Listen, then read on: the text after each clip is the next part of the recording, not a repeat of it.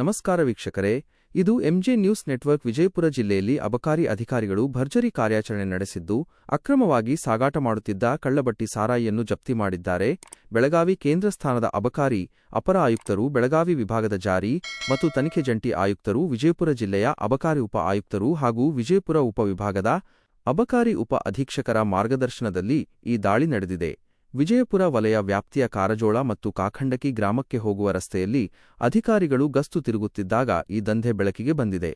2 ದ್ವಿಚಕ್ರ ವಾಹನಗಳಲ್ಲಿ 2 ಗೊಬ್ಬರದ ಚೀಲಗಳ ಒಳಗೆ ಬಚ್ಚಿಟ್ಟು ಸಾಗಿಸುತ್ತಿದ್ದ 40 ಲೀಟರ್ ಪ್ಲಾಸ್ಟಿಕ್ ಪ್ಯಾಕೆಟ್ ಕಳ್ಳಬಟ್ಟಿ ಸಾರಾಯಿಯನ್ನು ಅಧಿಕಾರಿಗಳು ವಶಪಡಿಸಿಕೊಂಡಿದ್ದಾರೆ.